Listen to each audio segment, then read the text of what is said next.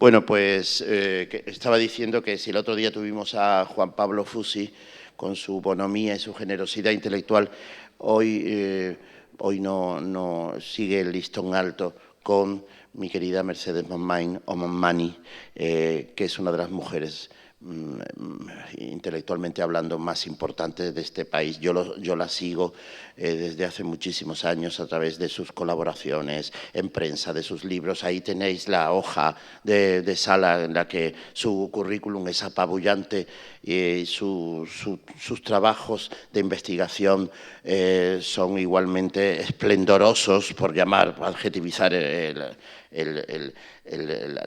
la furia intelectual y el saber hacer y el saber mirar, que es muy importante, algo que en este país, en los investigadores, andamos un poco escasos, y sobre todo por la curiosidad. Claudio Magris habló del libro Vademecum por las fronteras de Europa, que es un atlas espiritual de la cultura europea de hace aproximadamente 60, 70 años, una geografía de discursos y de personajes. En este libro que hoy presentamos, Ya sabes que volveré, Mercedes, bueno, pues simboliza a través de tres intelectuales de primer nivel también, que son Nemirovsky, Gertrude Colmar y Etty Hillesum, la barbarie y la degradación en la que se convirtió la Europa de los años 40 con aquellas fórmulas tanto nazis como comunistas, pero en este caso es la barbarie nazi. Para hablar, que yo meteré baza porque no puedo callarme, para hablar con mi querida Mercedes, está el retornado Antonio Fontana, malagueño, pero desde que era un bebé se fue a Madrid a trabajar como periodista en los suplementos culturales y lo hizo muy bien. Pero aparte de ser un periodista de excepción, es un escritor novelista también de excepción, que por cierto hay que darle la enhorabuena porque acaba de ganar el Premio Málaga de Novela en su 11ª edición con la novela Sol Poniente, y yo he tenido la suerte de ser el jurado en la que, bueno, pues he de decirlo, el Premio Málaga ha conseguido un nivel bastante alto ya no sé a quién vamos a premiar el año que viene. Así que vamos a plantear una charla, como somos pocos, vamos a plantear una charla a dos bandas. Primero va a presentar, va a hacer un dibujo, ¿no? Un paisaje subjetivo del libro, Antonio, y después pues ya también intervendrá Mercedes, y luego ya, si te parece bien, Mercedes, empezamos con unas preguntas y unas respuestas. Así que adelante, Antonio, y muchísimas gracias. Buenas tardes. Ante todo, gracias a Mercedes por haberme ofrecido esta oportunidad y a Alfredo por presentarme y por ser tan cariñoso. Yo no soy especialista en este tipo de ensayos. He leído el libro y he sacado una serie de conclusiones que antes de que hable Mercedes me gustaría pues, contarlas. Sobre todo, bueno, es un libro sobre el odio al judío y sobre el coraje que se impone a ese odio. Pero no es un libro sobre la muerte. Es un libro, lo es evidentemente sobre la muerte, pero es sobre todo un libro sobre la vida. Un libro que más que sobre Auschwitz, cuyo umbral no llegamos a traspasar, es un libro sobre vidas interrumpidas, vidas que ya estaban hechas o que estaban en proceso de realizarse. No sabemos qué hubiera sido de Ana Frank de haber tenido la oportunidad de vivir una vida larga.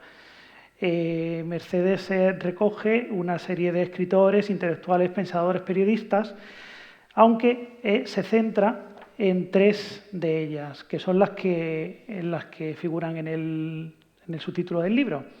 Irene Nemirovsky es la más conocida, Gertrude Colmar, prima de Walter Benjamin, y Etty Hillesum. Pero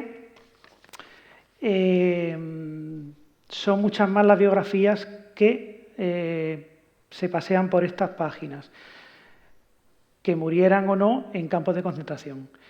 Por aquí está Hannah Arendt, está Edith Stein, está Ana Frank, está Imre Kertész, está Giri Beil, está Norman Mannea y, por ejemplo, está Helen Baer. Suyas son las palabras que precisamente dan título al libro. Ya sabes que volveré. Ella le escribe a su marido, volveré, Jan, a su novio, perdón. Vale. Le escribe a su novio, volveré, Jan, ¿sabes? Volveré. No volvió. Por estas páginas también está Mijael Sebastián. Suyas son estas otras palabras. A nosotros nos exterminarán y a nuestras tumbas, si es que tenemos tumba, no creo que llegue la luz de la victoria. A cada hora, a cada momento nos pueden sacar de casa, tirarnos a los caminos y matarnos. También está, porque no podía faltar, Primo Levi. De Primo Levi son estas otras palabras. Los monstruos existen, pero son demasiado poco numerosos para ser verdaderamente peligrosos. Los más peligrosos son los hombres corrientes. Y luego me llama especialmente la atención unos versos de un poeta, que voy a intentar pronunciar su nombre, Yitzhak Katzenelson. Él escribe: nuestra sangre está fuera de la ley, se la puede derramar, se nos puede matar, masacrar con total impunidad. Era gente, no que fuera visionaria, estaba viendo un momento terrible y tenían 2 dedos de frente y sabían lo que se les venía encima. Por ejemplo, uno de los casos en los que se centra Mercedes, Etty Hillesum, ella elige ser deportada para estar con los suyos.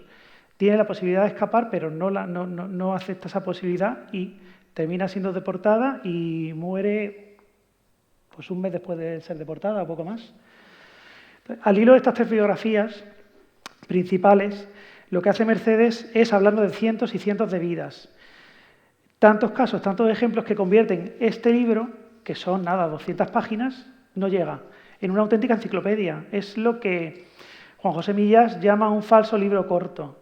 El anterior libro de Mercedes es brutal, eso sí que es una enciclopedia de la literatura del siglo XX-XXI, pero es una enciclopedia con el tamaño de una enciclopedia. Este es una enciclopedia concentrada.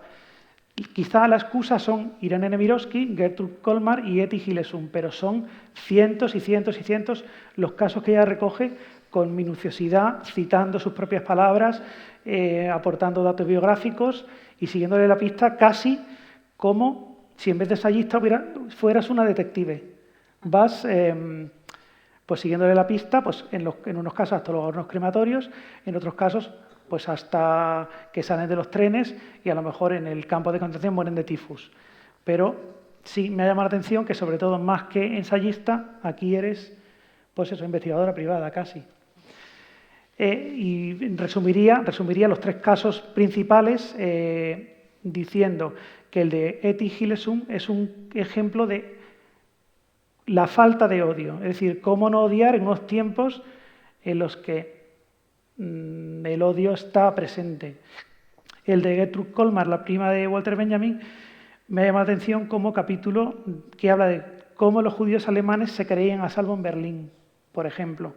Y Nemirovsky, que es el caso de una escritora muerta que, andando el tiempo, conseguiría resucitar literariamente con el premio Renaudot, es yo lo diría, el caso de una judía acusada de odiarse a sí misma.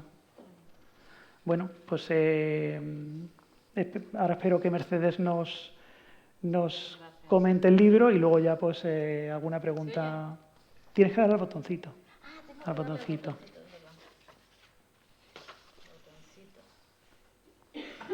A ver. Es verdad. Ahí. Vale, gracias.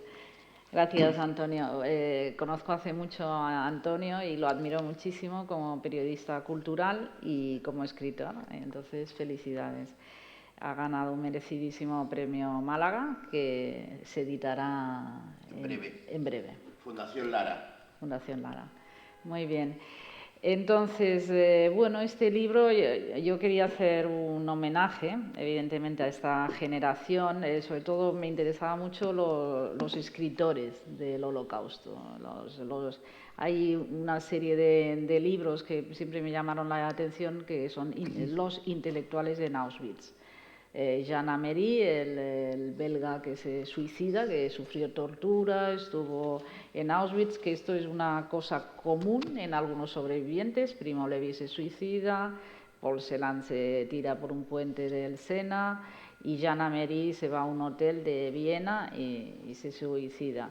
Quiero decir que el sufrimiento era insoportable, bueno, hay que decirlo. Dices, bueno, habían sobrevivido a lo peor, pero luego llegaba lo segundo peor, que era seguir viviendo con aquellos recuerdos. Entonces siempre me llamaron la atención de la cantidad de talentos que se interrumpen. Entonces conocemos globalmente a Ana Frank, que Ana Frank era una niña, la calidad del diario es indiscutible, y ella quería ser periodista, estaban llenos de ilusiones, de esperanzas, son esperanzas truncadas, sueños truncados, vidas truncadas, amores truncados, como este que has leído, esa breve frase de Lemberg, que es una chica que yo admiro mucho, dejó un diario de una calidad impresionante, muere a los 23 años. Hoy vemos a chicas por la calle, 23 años, bueno, pues era una joven, me imagino en el futuro filóloga inglesa, tenía muchísimas lecturas, su novio se va a la Resistencia y le escribe de las últimas cartas y le dice que volverá. Claro, como una chica de 23 o 26 años o 16 años no pensaba en volver, es imposible. Y ellas, lo estremecedor es esto, la postal que tira Etty Hillesum cuando ya se encaminaba el vagón de ganado hacia Auschwitz, tira una postal por el vagón a unos amigos de Ámsterdam y les pone: me esperaréis, ¿verdad? Es estremecedor. Todas ellas eran jóvenes, llenas de vida y pensaban volver. Entonces, cifrar cuál fue el genocidio literario, no sé si todavía se ha hecho esta lista macabra de cuántos futuros escritores o escritores ya establecidos y reconocidos como Irene Nemirovsky murieron, pero es muchísimo. Es como si a una historia futura de la literatura europea o del pensamiento europeo, de los intelectuales europeos, le faltara, pues conociendo la presencia de los judíos en todos los campos, pues una parte importante. Esto, como ahora están de moda todas estas ficciones futuras, ¿no?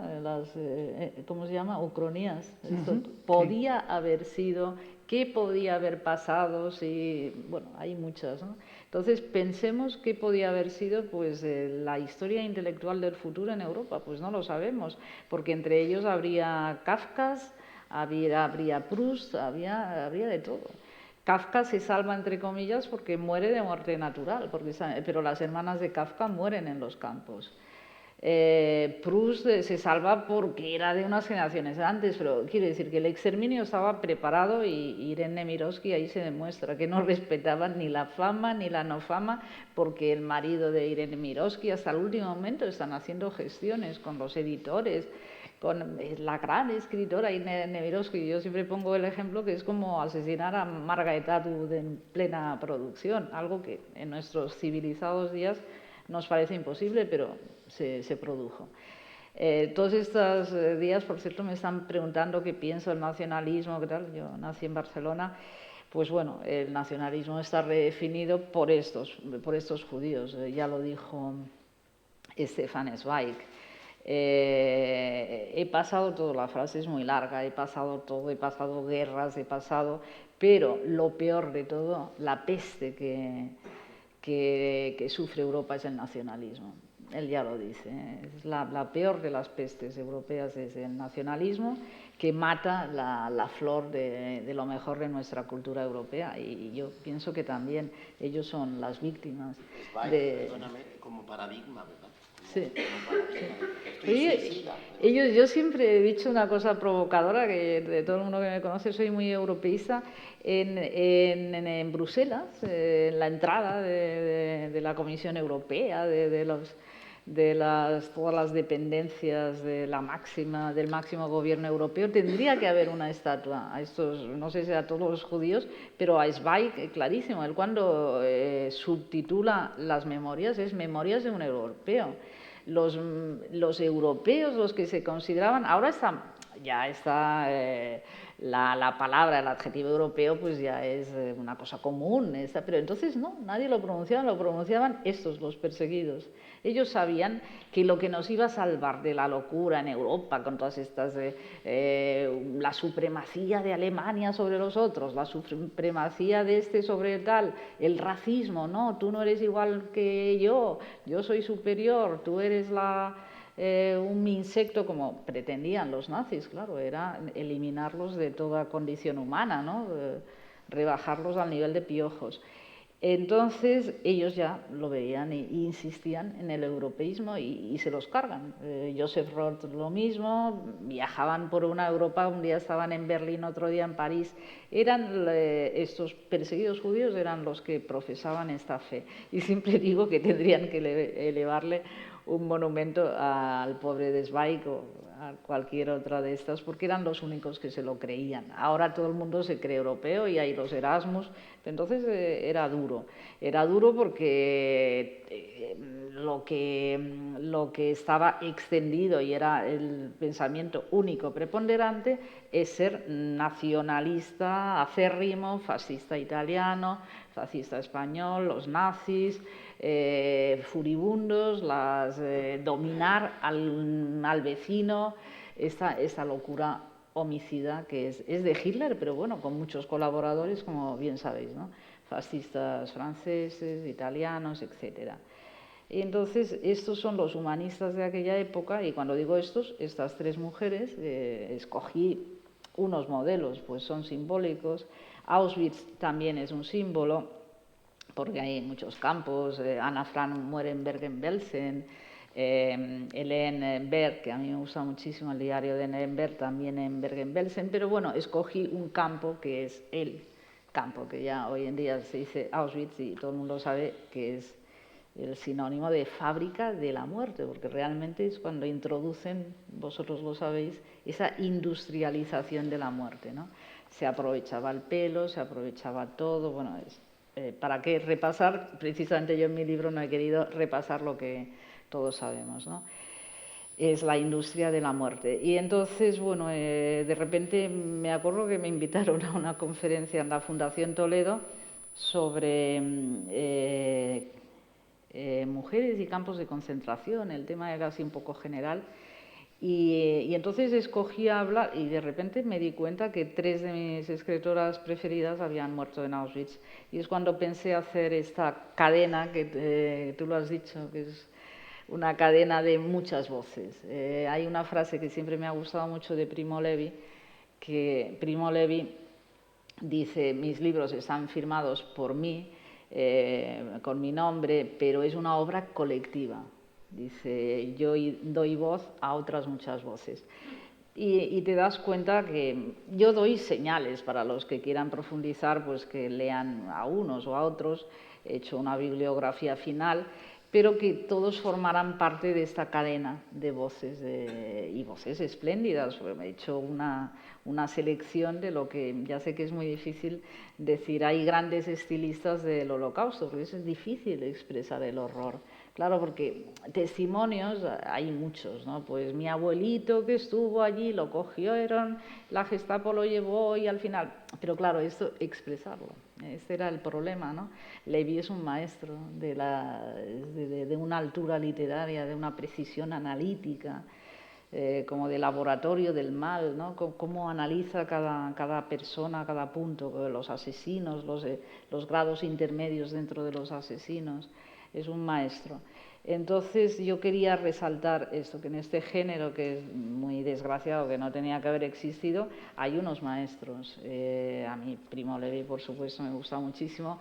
En el campo de los diarios, esta chica que he comprobado en todos los lugares de España que me muevo, que es la menos conocida, Etty Hillesum, es maravillosa. Tiene una altura, una profundidad, una penetración espiritual, moral, del momento que están viviendo impresionante. Es una chica, además es interesante el personaje porque de una personalidad muy libre incluso espiritualmente, porque nace en una familia de judíos no practicantes, judíos liberales, que celebraban, bueno, las fiestas como, no sé, como se celebra muchos católicos que no van a misa en todo el año y celebran la Navidad, ¿no? Bueno, pues esto era muy común en los judíos asimilados, era una familia de intelectuales, el padre era profesor, y entonces tenía conocimientos de judaísmo, pero empieza a leer a San Agustín, empieza a leer los evangelios, y entonces tiene conversaciones dentro de toda la locura de persecución y de barbarie, y cuando ya se veían los asesinos por las calles o que a ellos les prohibían entrar en un comercio, a los judíos. Ella tiene conversaciones, pero además muy coloquiales, como tuteándolo con un dios. Entonces nunca se ha sabido qué tipo de dios era, ¿no?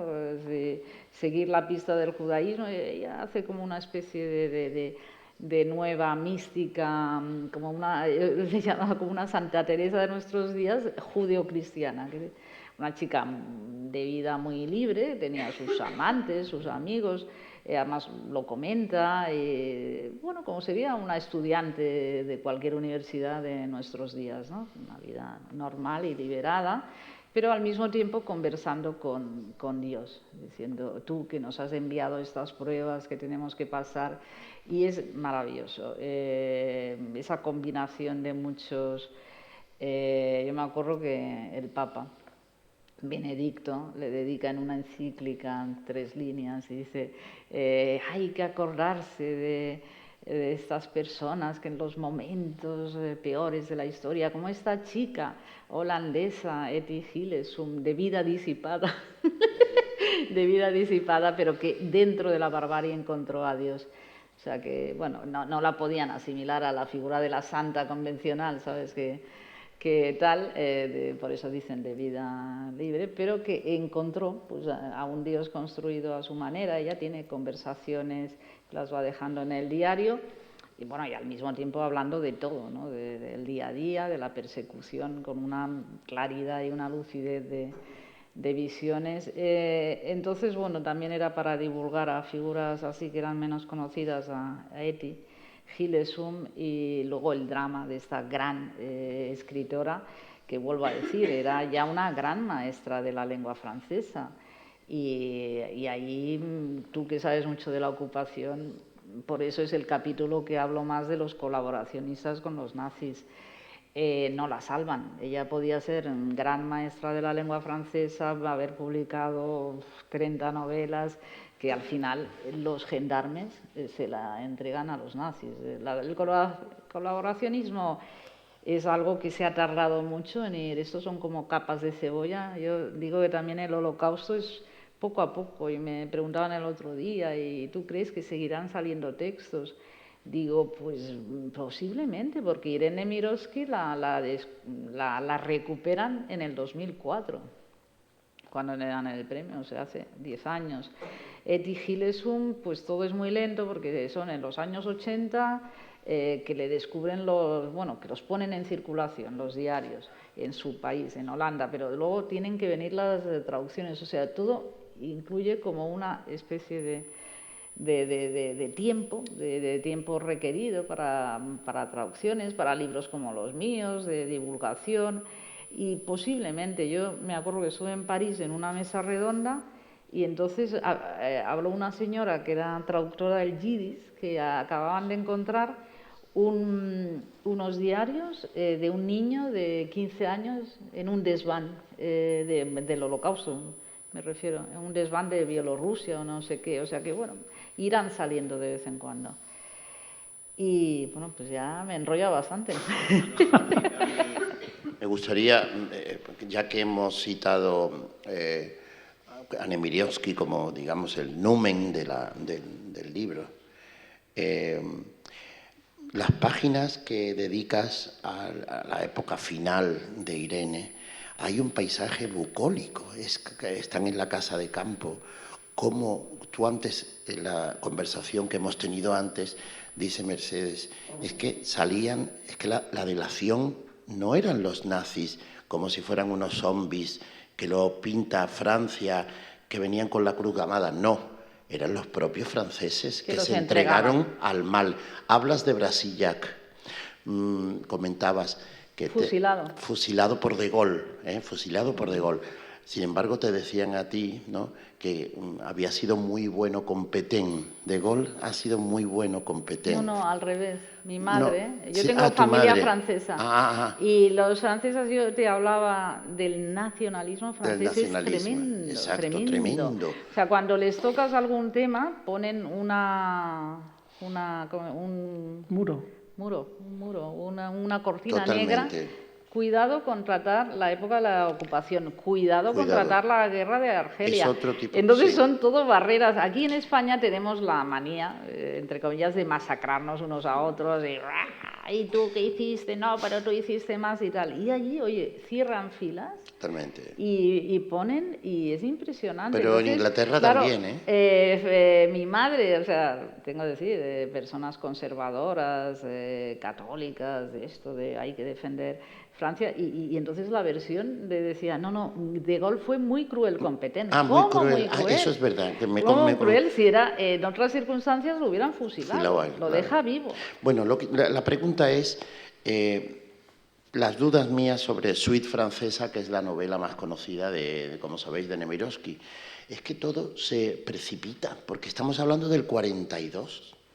Todo es muy rápido en Nemirovsky, es decir, muere antes de cuando ya es la solución final, la industria. Es que el 42 son los albores de la masacre. Son los albores, sí. Y se la cargan. Y no dudan los gendarmes en entregarla, en mandarla, en meterla. Lo de Francia es impresionante, porque, oye, podían... Italia, por ejemplo, vamos... Pasa es que, claro, yo siempre digo, España no participa en ninguna de las dos guerras mundiales. España es una isla, no participamos en ninguna de las dos guerras mundiales. No tenemos campos de concentración, a Dios gracias, porque no hay población judía. Dice, es que no hay antisemitismo ya, no hay a quien odiar. Yo no sé si hubiéramos tenido un 25% de población judía, pues no se sabe.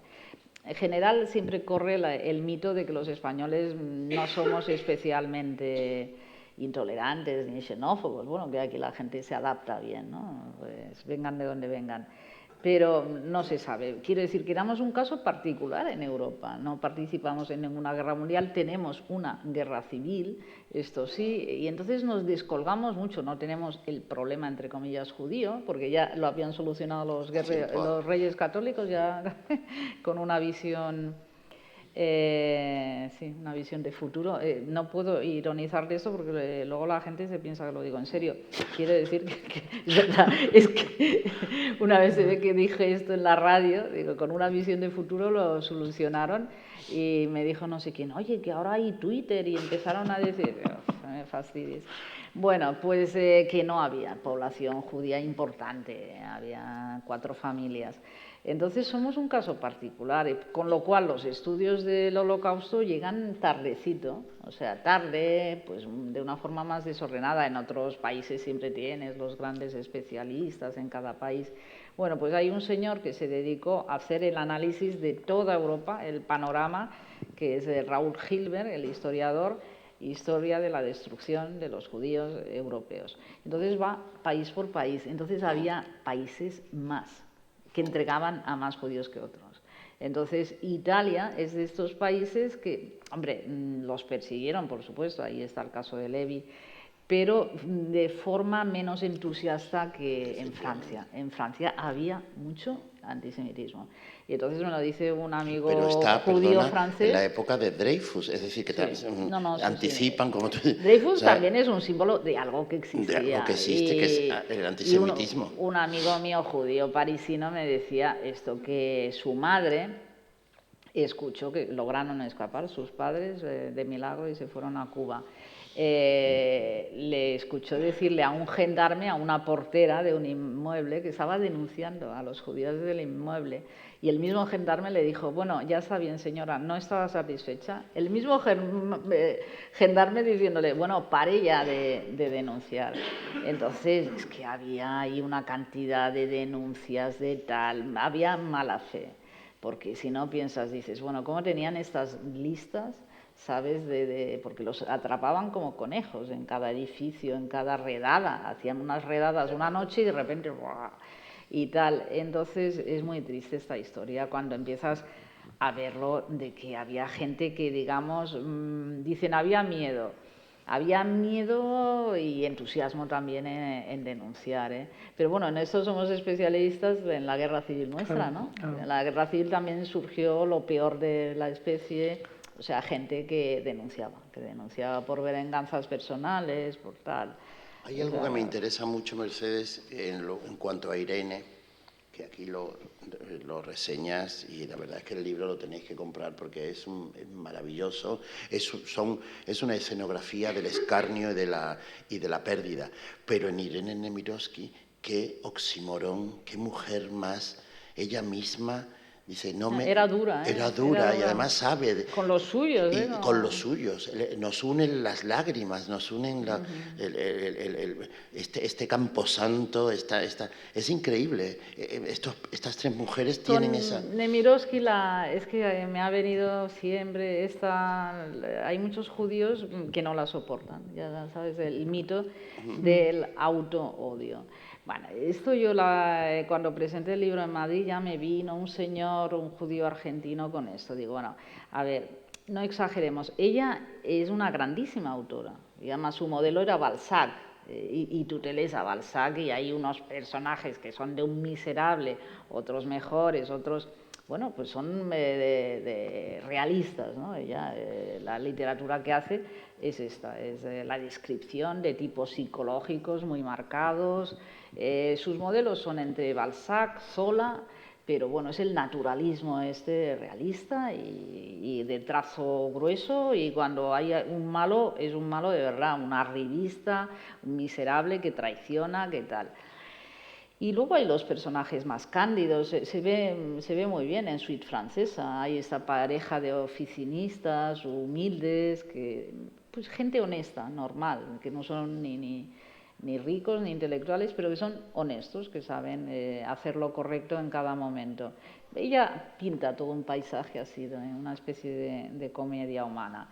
Bueno, pues entonces dicen los judíos que cuando representaba a los judíos, que los representaba de forma muy miserable y muy como tipos malvados, avariciosos, amantes del dinero. David Goldberg. David Goldberg. Digo, no, y entonces le interrumpí al señor, digo, ya, pero entonces también tiene novelas que el malo es el cristiano. Y entonces, ¿qué pasa? Que es una anticristiana. Es que es una locura. O sea, tiene que poner a judíos buenos, según vosotros, y los cristianos, entonces, dejarlos para lo malo. Es que, ojo con esto de las minorías que defienden lo propio. De acuerdo que es una minoría que ha sufrido muchísimo a lo largo de la historia, que ha derramado muchas lágrimas, como decía, que están unidos por este pasado de lágrimas, pero yo defiendo la literatura, yo defiendo el arte. Ella, ¿qué pasa? Se tenía que autocensurar y decir, no, voy a los trazos, ella que era muy implacable, tú lo sabes, que es muy dura, las imágenes que hace, bueno, rompe muchísimos tabús, por ejemplo, el del amor maternal, los dibujos que hace, los trazos de madres tremendas, crueles, que no quieren a sus hijas, es tremendo, porque ella lo había pasado, tenía una muy mala relación con su madre. Entonces, es una mujer implacable. Yo no me imagino diciéndole, si eres el editor de ella, diciéndole, oye, Irene, sé un poco más suave, mira, tus personajes de madres tienen que ser madres más amorosas. Mira, los personajes de judíos tienen que ser más buenos y tienen que ser menos arribistas. ¿Entiendes? Es absurdo. Negociar en el campo de la literatura lo que es correcto, lo que es la vida. Hay algo de ternura en Irene, ¿no? También, porque perteneciendo a una familia judía, pero de la burguesía, y su marido... Venían de banqueros, claro, ella era lo que había visto. Y su marido también, pero, sin embargo, ella tiene que luchar para estar en hay algo de milagroso en todo Irene Nemirovsky, porque ella se pone en contacto con el editor de una forma rocambolesca, como una novela de Balzac, es todo, ¿no? Y luego su precipitación, su muerte es también rocambolesca, porque es precipitada, la llevan muy rápidamente. Y luego me gustaría que lo contaras el encuentro, cómo encuentran la suite francesa. ¿Cómo encuentra la Perdón, pero es que creo que había que explicar cómo manda la primera novela a su editor. ¿Cómo manda la primera? Claro, Sí, eso la es manda, increíble. pero la manda sin nombre. Sin firmar. Al editor le cuesta sangre, sudor y lágrimas descubrir Pone un anuncio en la pone un prensa. anuncio en la prensa para saber quién es el autor o la autora de David Goldberg. Sí, de David Goldberg, y pensaban que era un señor mayor, de esos señores mayores enfurruñados, que bueno, pues que es una novela bastante amarga, y entonces no se imaginaban que era una chica moderna, monísima y tal, de 26 años que iba a aparecer por la puerta. Se pensaban, claro, porque era una mano experta en todo, en el trazado de personajes, de situaciones, algo que no se podía improvisar. Y entonces pensaban que era un señor mayor, que bueno, de estos que estaban en su casa, que lo había enviado, y entonces se llevan la sorpresa que es una jovencita que se imaginaban que era alguien con muchísima experiencia en la vida y en los negocios, claro, porque todo lo que relata hay que conocer ese mundo, el mundo del dinero, ¿no? Que era un tema espinoso para tratarlo, relacionado con los judíos, porque ya sabéis todos los mitos de los antisemitas, que es la gran confabulación del dinero, que es lo único que les interesa. Entonces ella es valiente en todos estos temas, en el tema de los amores maternales, que eso es un tabú en cualquier cultura, en la judía y en la cristiana, siempre, bueno, pues es la imagen de las madres amorosas, y ella es muy dura en esto. O sea, es una mujer implacable desde que era joven, y luego muy amorosa con sus hijas, que las ves en las fotos, que adoraba a las niñas. Sí, me gustaría que contaras, no sé, bueno, lo mismo lo sabéis, las hijas con la maletita. Con la maletita. ¿No? Entonces aquí hay un misterio, porque yo lo hablé con, bueno, pues con una de las editoras que trabajó mi libro, y me dijo Lidia, y dice: Mercedes, ¿cómo piensas que está una maleta hasta el año 2004 sin abrirse? Digo, yo también pienso que es demencial. Unas niñas mujeres que adoraban a su madre, muerta en esas circunstancias criminales de Auschwitz, y no tienes la curiosidad de abrir esa maleta. Es muy, muy raro. Entonces yo me he leído biografías suyas. Este tema no lo tocan. Entonces uno llega a pensar, esto forma parte de otra novela también, quiero decir, una novela imaginaria. Los que estamos aquí, vosotros que nos gustan las novelas y las sagas familiares, yo creo que en todas las familias hay, no en todas, las hay más pacíficas y más conflictivas, pero yo no sé si era buena la relación entre las dos hermanas que sobreviven, porque la hermana escritora, editora, que trabaja, o sea, que se dedica al mundo intelectual, literario, es la que no tiene la maleta. Y la otra que cuando por un azar le comenta a una señora: yo tengo una maleta en casa, mi madre era escritora y tal, pues vivía pobremente. Además yo lo leí, que vivía en el sur de Francia con una pequeña pensión, muy pobremente, que en vez de biblioteca convencional tenía como unos tablones y unos tal, y que tenía esa maleta. Y dices: oye, no lo entiendo, si sois dos hermanas y una se dedica, era editora, no te lo pierdas. O sea, una editora, y dice: no voy a ver los papeles de mi madre. Es muy raro. Entonces yo creo que ahí se quedó una de ellas, que era una mujer que, bueno, pues que no se había dedicado, que no tenía contactos, que no tenía, y tenía ahí la maleta, unos papeles, que, bueno, con una letra se ve muy pequeñita, que más o menos había que descifrar, y no lo valoraba. Y la otra, que se dedica al mundo de los libros, ¿ahí qué pasa?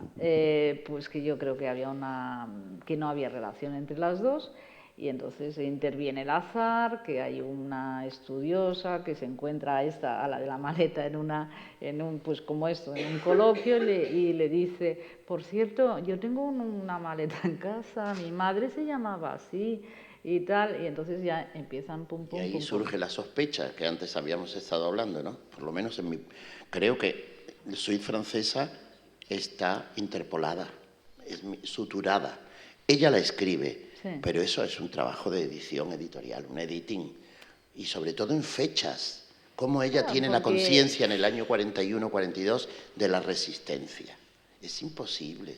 Si la resistencia, salvo la revolución de l'École de France en el 40-41, eso fue lo Pero ella único. no insiste mucho. No de insiste, todas pero está formas. Mercedes en la Bueno, suite.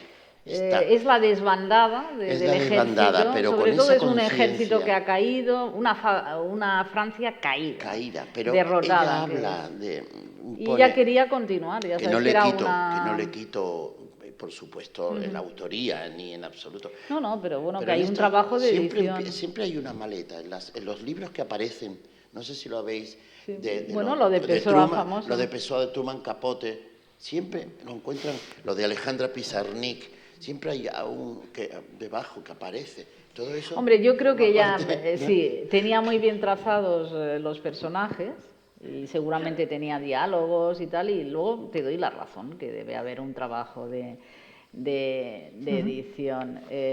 Bueno, tú que eres has sido todo en la vida, periodista, editor, de todo.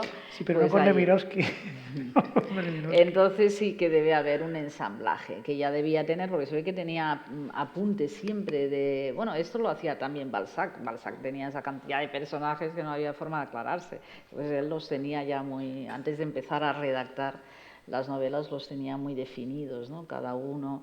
Creo que Balzac ponía muñequitos, ¿sabes? Como los soldaditos de plomo, sí, no me extraña, para orientarse, porque eran esas novelas que había tanta gente que debía poner muñequitos. Bueno. Pues a mí es que me llamó mucho la atención y me ha hecho pensar mucho en las palabras de George Steiner cuando habla del sucio enigma.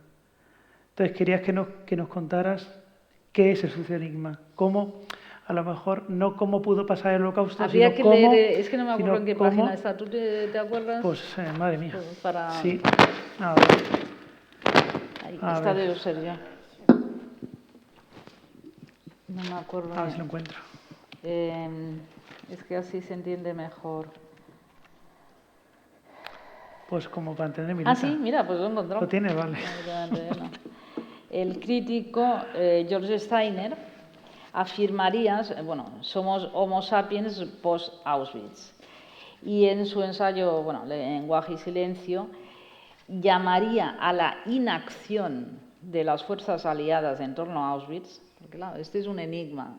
O sea, ya las fuerzas aliadas, a través de todo, de espías, de no espías, de tal, sabían que se estaba asesinando industrialmente. Claro. Industrialmente. Yo creo que debían saber incluso las cifras de imposible todo este humo que salía y tal. O sea, se sabía. Entonces dice Steiner, Steiner llamaría la inacción de las fuerzas aliadas en torno a Auschwitz y otros campos de exterminio el sucio enigma. Y se dice, él mismo se pregunta, ¿por qué ni la RAF ni las fuerzas aéreas, la RAF es la británica, ¿no? Ni las fuerzas aéreas de Estados Unidos bombardearon los hornos crematorios y las vías férreas? Claro, lo mismo de bombardear vías férreas cuando estaban llegando camiones de ganado. Es impresionante, que llevaban a los campos de la muerte después de que llegara una sustancial información sobre la solución final a Londres desde Polonia y Hungría. Bueno, pues esto me imagino que ha dado pie a una cantidad de estudios y de historiadores que como en los objetivos militares que hay en toda la guerra no figuraba el objetivo de liberar a unos pobres. Claro, si hubiera sido, es que no sé, esto es muy duro decirlo así, porque claro, hay unos estrategas militares que están ahí. Entonces, una sospecha que en plenas guerras los objetivos militares son los importantes. O sea, si tú tienes que liberar a un batallón que ha caído en no sé dónde, bueno, pues montas la de Dios, bombardeas y liberas a ese batallón porque son de los tuyos, de soldados. Y entonces a unos desgraciados de miles, que aquello era una fábrica de civiles, niños, viejos, ahí hay la parte de crueldad también.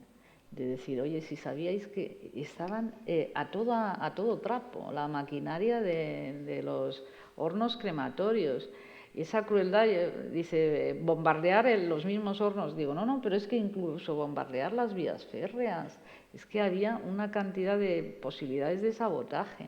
Y entonces se ve que no lo consideran. Es tan vergonzoso que yo creo que no se ha tratado, como muchos temas de la ocupación, es tan vergonzoso que no se ha tratado a fondo esto, efectivamente, este sucio enigma, porque eran los aliados. Dices, bueno, que fueran crueles los nazis, vale, pero que los aliados no tuvieran la sensibilidad de decir, oye, que están cayendo. Bueno, el tema niños. está tratado en la obra de teatro, que no me acuerdo cómo se llamaba este señor, pero sí en la película Amén, de Costa Gabras. Bueno. ¿Te acuerdas? Que ahí se sabe que están matando la solución final, que ya son 30, 40.000 personas diarias, y el Vaticano, Pío XII, dice... que va a ver incluso la princesa Orsini, le dice, Santidad, los están matando aquí, a los conversos y a los no conversos. Y él ya al final, tímidamente, sí hay denuncias, pero es verdad lo que y muchos oficiales que escapan a través del Vaticano. Ahí hay muchas zonas muy vergonzosas, tú lo has dicho, Costa Gabras, que se monta el follón con la película de Costa Gabras, como siempre que tratas estos temas de...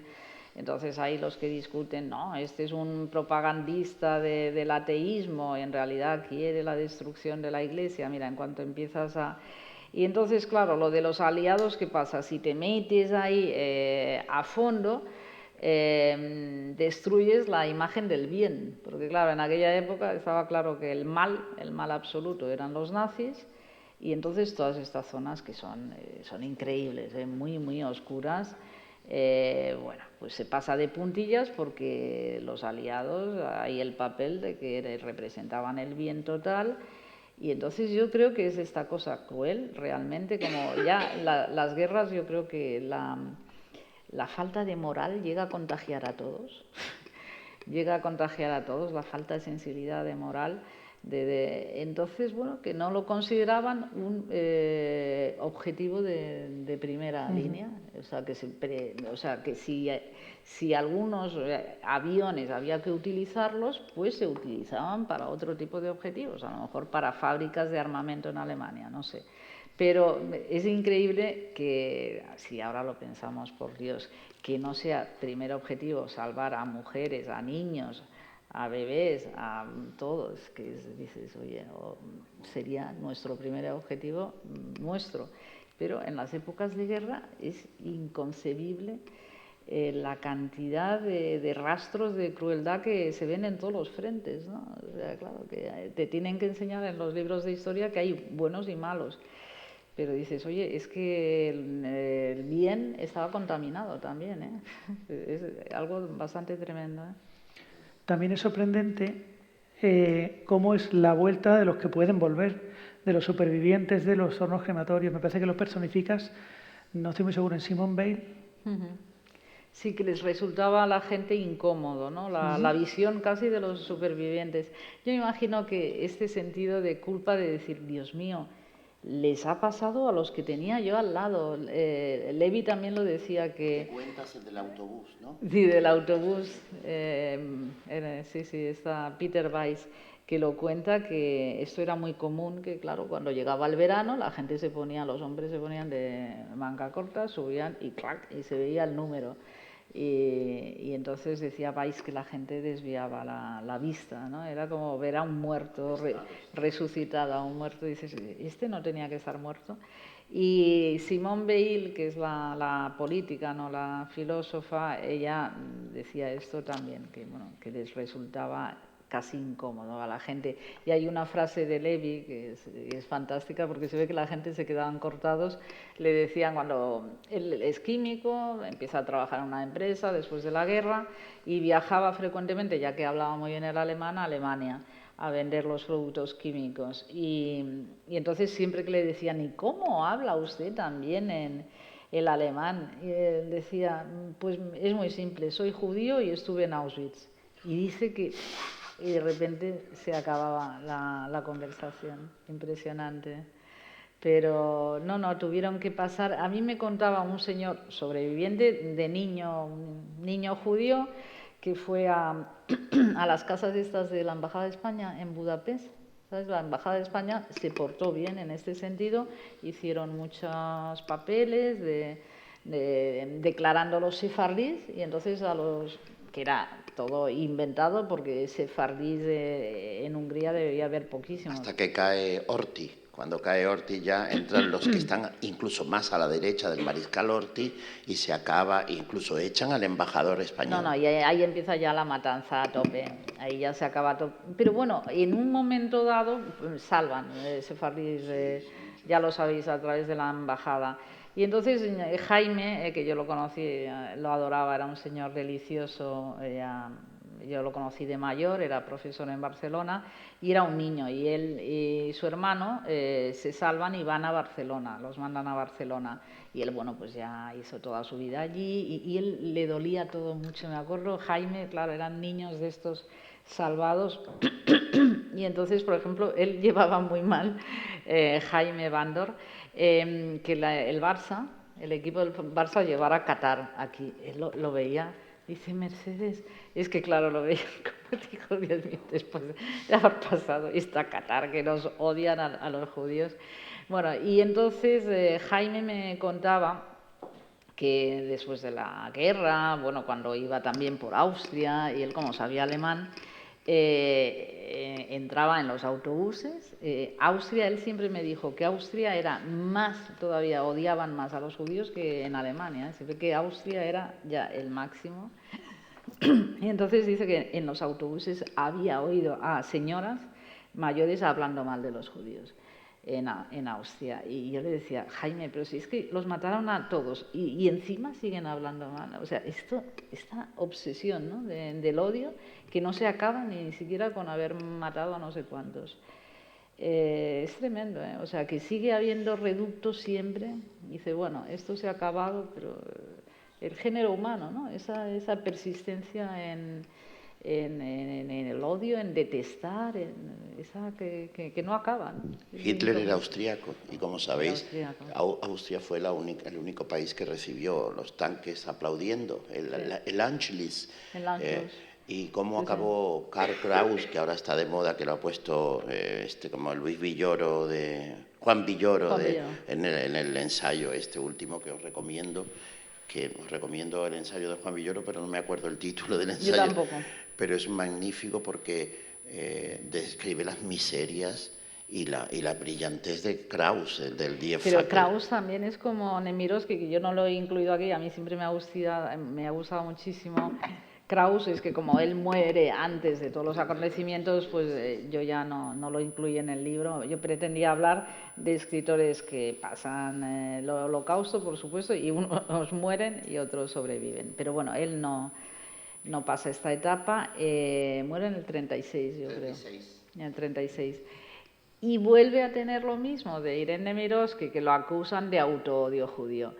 Son muy pesaditos en esto. Yo el otro día, el señor que es un psicoanalista argentino, judío, yo no lo que digo, oye, ya está bien con esto del autoodio. Es como, a ver, más o menos, yo no quiero decir, pero seguramente estaremos bautizados casi la mayoría aquí.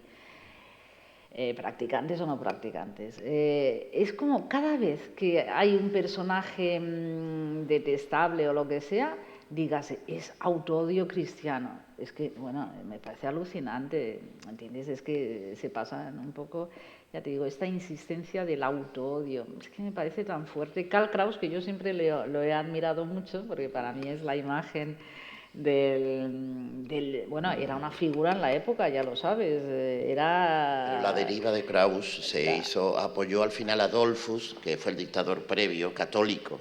¿Te acuerdas? Kraus era muy provocador. Era muy provocador, y pegaba, y precisamente lo mataron.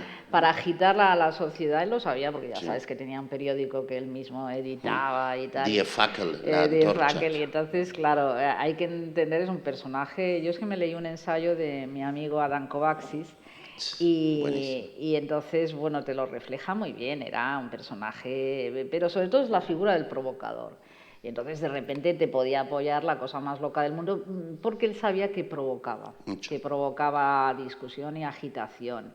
Pero, no, hombre, tenía una lucidez en cada momento, vamos, para mí era un genio. Pero aparte de Krauss, me gustaría, Mercedes lo ha citado, donde se produce una de las mayores delaciones y pogrom antes de todo lo que ocurre en Alemania, tú lo sabes, es en Viena. En Viena los van arrojando barrio por barrio, por el hueco en las casas, van acabando sistemáticamente con los judíos. Y además los austríacos, que son muy conservadores, incluso pronazis, cuando llega el famoso general al que matan porque era tal la carnicería que los propios austríacos, Viena es, si visitáis Viena, no sé si la conocéis, todavía está, se huele en Viena todo lo que pasó allí, en las carreteras, se huele esa tragedia. Yo lo he notado muchísimo, más que en Berlín, en Viena. Pero es que, claro, lo de Europa es, a los que nos interesa la historia europea, no sé cómo llamarlo. Al mismo tiempo te fascina y te horroriza, porque es una cosa de una contradicción permanente. Yo que fui muy lectora, porque claro, uno a lo largo de su vida va pasando etapas lectoras del Imperio Austrohúngaro. O sea, la gente a veces me preguntan, ¿y a ti por qué te interesan todos estos escritores? Y de repente un serbio, y de repente un polaco, y un vienés. Digo, hombre, porque mi interés lector a los 20, 22 años yo devoraba a los austrohúngaros. Me interesaba mucho lo que es la caída del Imperio Austrohúngaro. Luego ya vino mi amistad con Claudio Magris, y en fin, que para mí es un maestro. Y entonces es que en Viena estaban todos, Dios mío, es la cuna del psicoanálisis, de Freud, están todos los grandes escritores, no solo Stefan Zweig, a mí me gustaba muchísimo Arthur Schnitzer, yo lo leí mucho en una época, Schnitzer es fantástico. Están los mejores artistas, pintores, arquitectos, Wagner, ¿no? El arquitecto, músicos. Es una explosión, el 95% eran judíos, es que es impresionante, y los matan a todos. O sea, ahí había un odio, digamos, a lo que destacaba, la brillanteza de esas sociedades que van generando como un rencor a lo que destaca, un rencor, y realmente los querían ver desaparecer. Es impresionante, pero Stefan Zweig lo dice en sus memorias, dice, sí, los cafés estaban llenos de todo, de escritores, de músicos, bueno, ese esplendor de Viena en la época de los comienzos de siglo, y dice, y de 9 de cada 10 de aquellos artistas y escritores, 9 de cada 10 eran judíos. Es impresionante. O sea, eso nos tiene que hacer pensar, dices, oye, ¿qué pasa? Que habéis exterminado a toda una capa importantísima de la gente que destacaba, porque hablamos de los artistas, pero claro, había los grandes empresarios, los grandes... o sea, había un odio se había generado, ¿no? Ellos consideraban que esta gente estaba llegando demasiado lejos, directores de periódicos, no sé qué, bueno, la lista es impresionante. Y a mí me gusta mucho von Retzory, que es otro escritor alemán que me fascina, que él ironizaba sobre el antisemitismo. Él no era antisemita, titula Memorias de una antisemita de forma cómica, no lo era, precisamente para llevar la contraria. Y él dice esto, bueno, pues era de una familia noble germánica, de aristócratas, y él dice que cuando después de la guerra regresa a Viena, lo primero que piensa es en el absurdo. Dice, ¿pero qué han hecho aquí? Sí, lo mejor, lo más vital de esta ciudad era esto, eran los artistas, escritores judíos, etcétera. ¿Qué han hecho esta gente que los han eliminado? Han matado a lo mejor al brillo. Y hace esta reflexión, dice, ¿en qué cabeza cabe?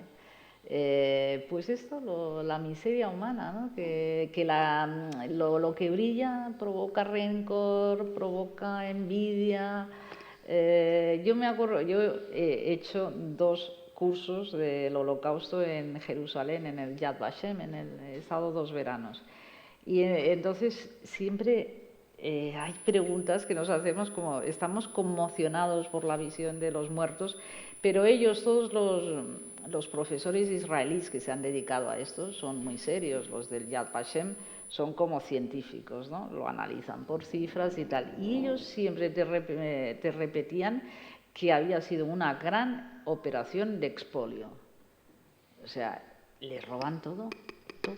O sea, claro, es que todas las propiedades judías, todas las industrias, las empresas, que hay una operación de expolio clarísima. Y claro, tú les robabas, pero bueno, ya de paso, oye, de paso también te matamos.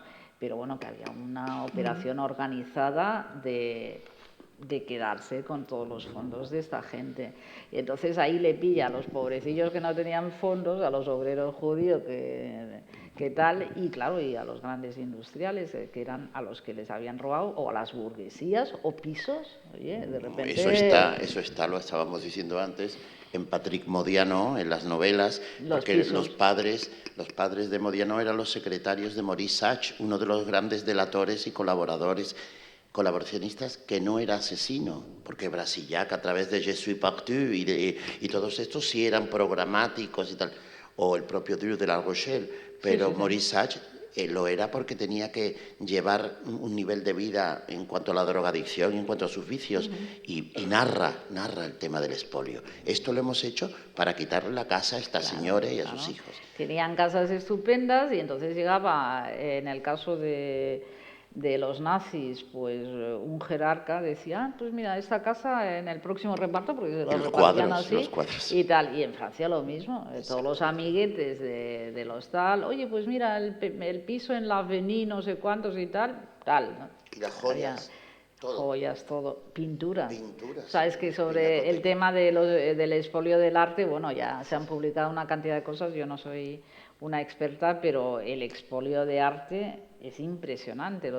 Por cierto, la película esta es fantástica, es que no me acuerdo quién es el director, que hay un diálogo entre un alemán, o sea, a ver, es que, Dios mío, el Alzheimer, es una película que narra los últimos días de defensa del Louvre, del conservador jefe del Louvre, la relación que tiene con el oficial de la Wehrmacht, el oficial nazi, que tiene que hacer la selección. O sea, los nazis, claro, para robar también tenían que tener expertos, porque si no te dedicas para robar bien.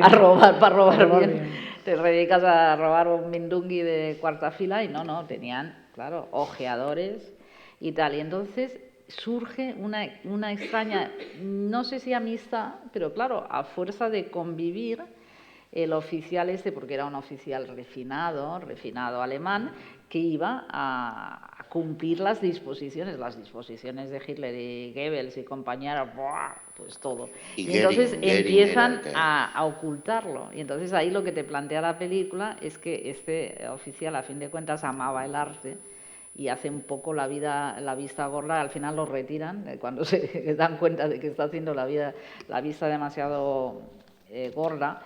Y del conservador jefe, bueno, que es un tipo que está en un país ocupado. Y entonces que es una película magnífica. Además te cuenta cómo acabaron uno y otro. Pues mira, el conservador jefe del Louvre, que es un hombre honesto, que hasta el último momento está defendiendo todo, acabó en una pequeña tumba ignorada.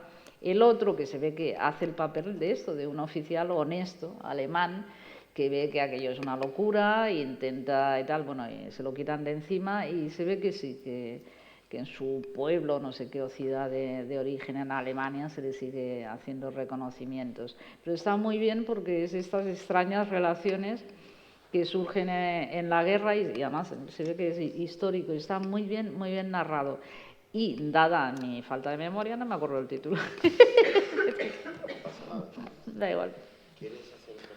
No, yo simplemente me quedo con una reflexión que se me ha quedado tuya, que se me ha quedado como una mosca. ¿Qué hubiera pasado si Kafka no llega a morir antes y si Proust no hubiera sido una generación anterior? estaría quizá en estas listas. ¿Qué sería de nosotros? Porque imagínate Sí. todos los estudios kafkianos, los imitadores de Kafka, en el lenguaje común que decimos, uy, esto que te ha pasado es kafkiano, esto no sé qué, o sea, esto no existiría. Si Kafka sobrevive un poco más, muere Bueno, como las o hermanas. habría maletas. Es que, o sea, muere la novia de Kafka, Milena. Mueren las hermanas de Kafka, es un exterminio. Él se salva porque estaba enfermo. Pero esto es curioso porque si pensamos en los vacíos de la historia, pues imagínate, menudo vacío de pensar en la historia de la literatura sin un Kafka, que es una maquinaria literaria con todas las... y sin un Proust. Entonces imagínate que Proust también se lo hubieran cepillado, quiero decir que únicamente que como era rico a lo mejor hubiera escapado, no sé, pero muchos ricos caían también, porque se ve que yo es que hice el prólogo, bueno, de otro libro que es de Marian Fry, que es un salvador, es un americano joven que llega y ya empieza a ver la persecución muy clara de judíos en Francia y empieza a organizar el salvamento a través de barcos en Marsella. Es un americano que lo envía, tenía un puesto oficial, al final incluso ya empieza, los franceses ya se dan cuenta que está organizando salvamento de judíos y de antinazis, también de gente, de liberales y comunistas, porque para los nazis eran los comunistas y los liberales también los perseguían.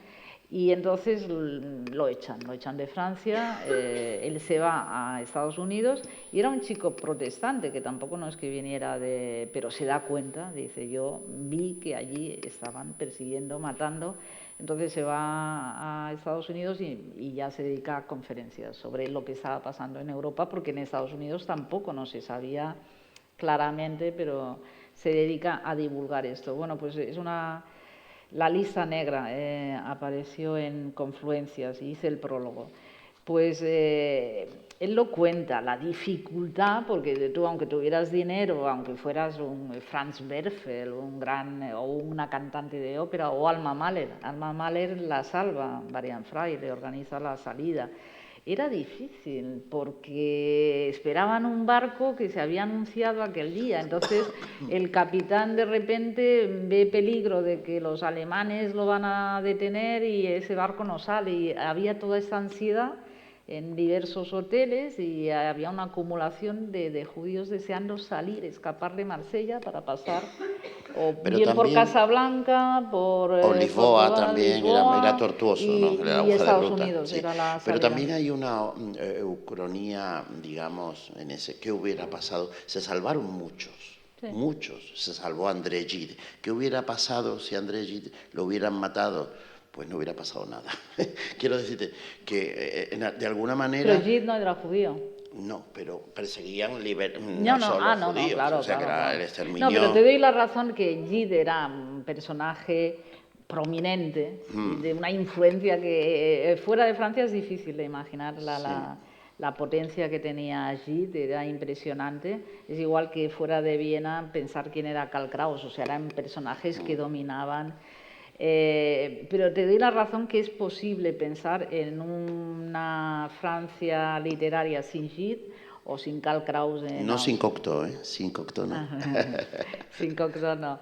Pero claro, pensar en una historia europea sin Kafka o sin Proust es difícil, ¿eh? Y bueno, por eso es el enigma, yo que planteo, ¿qué hubiera sido de todas estas jóvenes generaciones? Porque hay niños de los que yo incluyo, este niño de 16 años, que en el campo de concentración, este niño escribía cuentos, dibujaba, en el campo de concentración se inventa una revista, eran niños con una creatividad. Dices, ¿qué hubieran sido? Pues bueno, los genios del futuro. El manuscrito de Hillesum llega antes que en el 81, fíjate que, sin embargo, la irrupción de Nemirovsky es mucho más fuerte que la de... Sí. Yo os parezco el agente literario de Mercedes, pero el libro es de una lectura, es duro. También es por los géneros, ¿eh? Sí. Es más fácil vender novela. Sí, pero es memorialista, claro. Es como una novela, pero lo que ocurre es que no es novela, porque todo está, absolutamente todo ocurrió en un dibujo, en una geografía bastante demencial.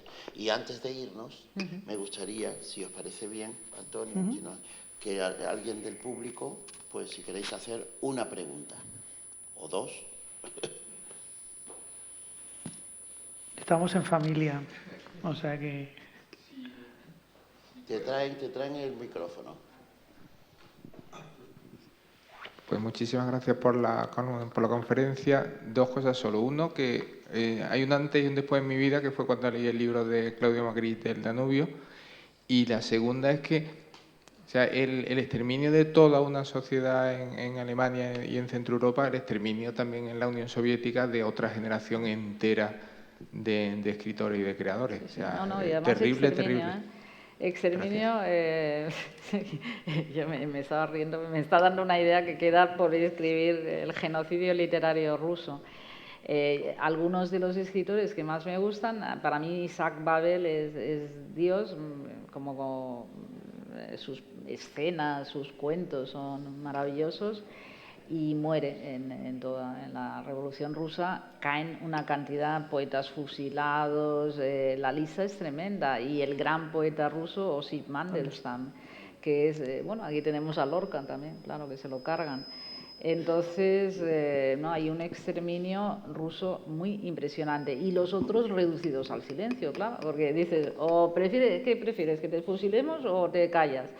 Y entonces también tenemos que pensar toda esa parte. Yo siempre me imagino diccionarios de la literatura que falta una parte entre los que silencian porque estaban aterrados. El terror de Stalin es cualquier cosa, y era entre los silenciados porque no.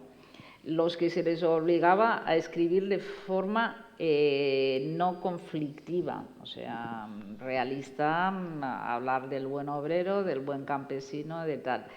Y entre los asesinados, pues también dices, oye, ¿qué hubiera sido en todos esos años de...? Las cosas que le hicieron a la Akhmatova, o las cosas que le hicieron a la Seballeva, o lo que le hicieron, que Mayakovsky se suicidó, a Prokofiev, a Shostakovich... La invitación a suicidarte. Es otro viaje, ¿no? La invitación a suicidarte, es claro. El viaje, la ¿no? pobre la Svetaeva, para que se llegue a suicidar una madre, es que ya no podía más. Cuidado con eso. Esa es otra. Es tremendo, ¿eh? Los dos totalitarismos abren un agujero tremendo de lo que decíamos. ¿Qué hubiera sido si hubieran vivido todos aquellos genios o futuros genios en estado de germinación? En fin. Sí. ¿Se puede decir que eran exterminados, aparte de su religión, era más bien porque eran intelectuales y genios? Yo creo que se juntaban fíjate, es interesante la pregunta porque es lo que nos preguntamos todos, que estaba muy mezclado, que la excusa era la religión, pero los nazis no eran religiosos, les importaba un pimiento porque perseguían también, si tú eras un católico con... habían matado a jesuitas y tal, cuando había alguien de un opositor se lo cargaban, ya fuera jesuita o fuera... Entonces, esa es la excusa. Y luego una cosa que yo nunca he entendido, porque somos todos españoles y yo creo que esto habría que analizarlo, los españoles no somos, en general, siempre me podrán plantear algunos, no somos racistas en principio, pero hay pueblos que tienen un instinto racista. Entonces, bueno, ellos habían inventado que esta gente eran distintos. Y ahí empiezan todos los conflictos que le doy la razón a Stefan Zweig del nacionalismo. Cuando piensas que tú eres distinto, me decía un amigo catalán, que es, por supuesto, antinacionalista, que yo le decía, no, Sergi, es que, claro, cuando empiezan a decir soy diferente, digo, no dicen soy superior, pero dicen soy diferente. Y me dijo Sergi, no, Mercedes, cuando alguien dice soy diferente, está diciendo soy superior. ¿Cómo podían en los campos de concentración escribir y luego guardar esos escritos y salir? Esto está en mi libro, es interesante. Hay chicas de estas que logran en papeles de letrinas, en algo, logran sacar algo. Luego está lo de la memoria, que yo también, es que conocí al hijo del pianista, ¿sabes? La película El pianista del gueto de Varsovia.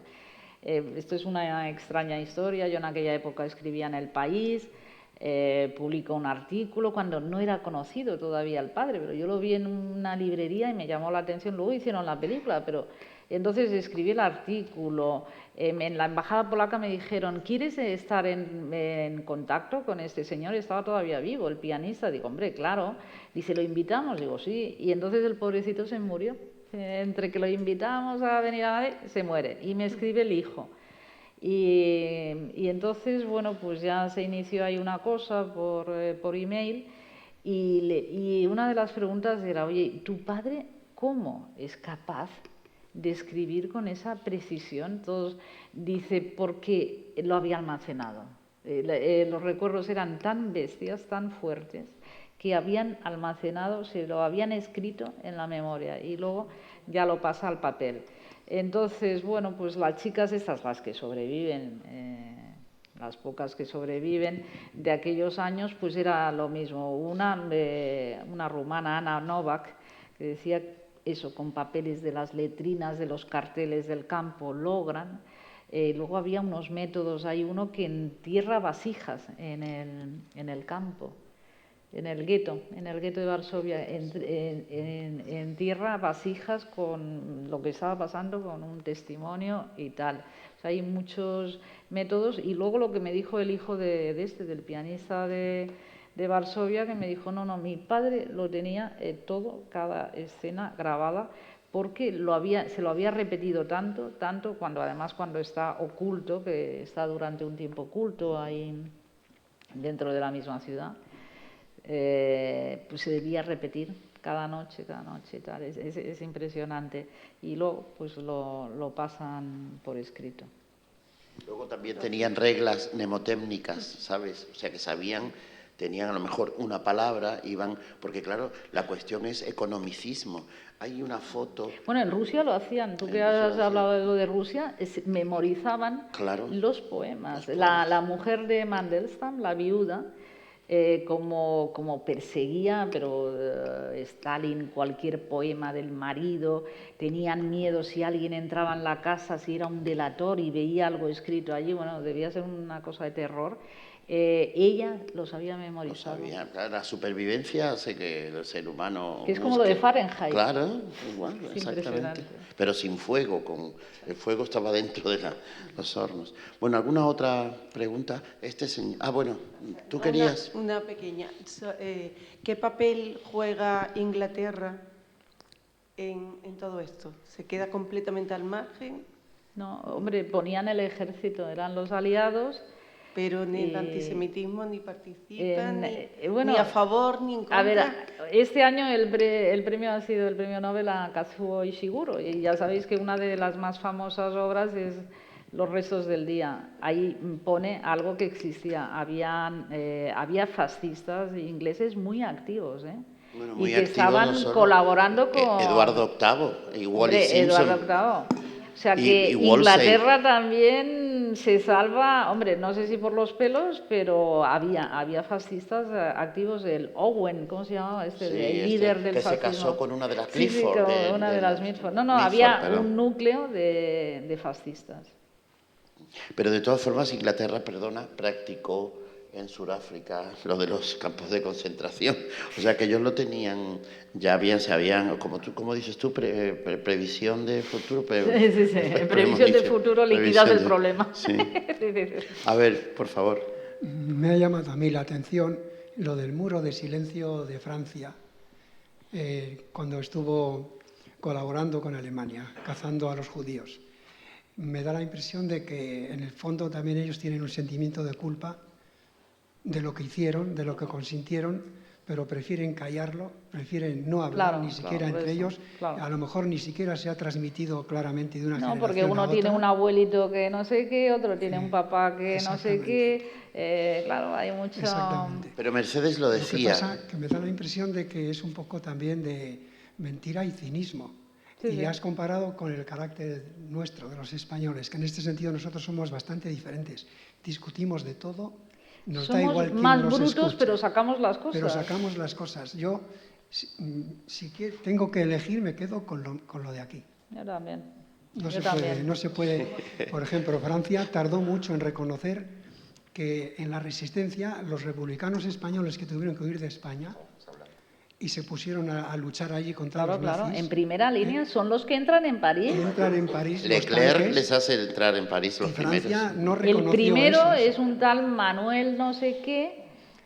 Ponía Guernica en uno de los tanques, en otro ponía a lo mejor otra impresionante. ciudad. Son los primeros. Y esto se ha tardado en saber mucho. Se ha tardado en saber, y Francia ha tardado en reconocer el mérito que tuvo esta gente.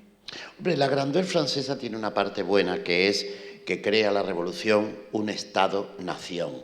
Aquí no tuvimos revolución. En la época que le cortan la cabeza a María Antonieta, María Luisa de Parma se dedicaba a yacer con Godoy y los pintaba Goya. Entonces, aquí no hay revoluciones de verdad. En la revolución del 90, del 89, Napoleón, del 30, del 48, con todo su nacionalismo apestoso, que lo comentabas tú, que tiene Francia, porque tiene ese nación.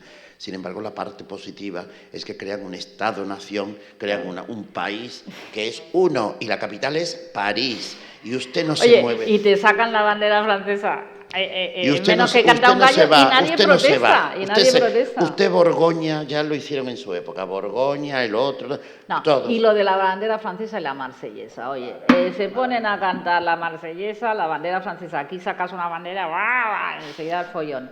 Es que claro, yo soy de Barcelona y ¿qué os voy a contar? Pero sí, la bandera francesa es lo más normal en Francia, por Dios, es una cosa alucinante. Entonces tenemos, claro, pues todo este follón. A mí, pero ya para acabar la sesión, de las cosas que más me han fastidiado, bueno, muchísimas, os podéis imaginar a lo largo desde el verano hasta ahora, de lo que ha pasado en Cataluña y lo que tal. La gente, fíjate que yo llevo 25 o 30 años en Madrid. Y Madrid es una ciudad abierta, acogedora, nadie te pregunta de dónde vienes, muy hospitalaria, un poder de adaptación, nadie tal. Y entonces, de las cosas más dolorosas, que la gente, pues no sé, ya sean de la CUP o de donde sea, me da igual, que digan que el Madrid fascista, que está lleno de fascistas. Pero bueno, por favor, si en la guerra la defensa de Madrid... Pero bueno, es que me parece, o sea, además de analfabetos históricos, malvados, porque digo, no, es que no hay derecho, tú, en la historia, lo que fue eso, la defensa de Madrid, muy dolorosa, y que te digan, no, que siempre, todo, históricamente, siempre ha estado lleno de fascistas, digo, cojonudo, o sea, es increíble. Bueno, pues esta es la cosa de leer mal la historia y leerla de forma malvada. Bueno, pues daros las gracias. Por supuesto a Mercedes, mil gracias, que va a volver, ya sabe ella que va a volver. Gracias por las reflexiones, la reflexión profunda y las preguntas escasas pero importantes de Antonio. Lo que le hemos dejado hablar. Y lo que le hemos dejado hablar. Es que yo no puedo, yo tengo logolalia, yo tengo que hablar. Y un momento me van a permitir 15 minutos de publicidad. Esto, 15 segundos. Vamos a ver, el ciclo El Mundo en Llamas se clausura el día 13 de diciembre. Con una charla de Santos Juliá en tu colección, que ha hecho una revisión de su libro, La Transición. Lo presentó Borrell. Lo presentó Borrell, sí. Que yo no pude ir, lo presentó Borrell. Y así que lo tenemos aquí y podemos preguntarle que si Suárez era tan bueno y Felipe González tan malo, si Tierno era un mentiroso. Y si seguimos viviendo en el régimen de Franco. Y si somos hijos del régimen del 78. Como dice. Muchas gracias y por favor un aplauso a Mercedes. Muchas gracias.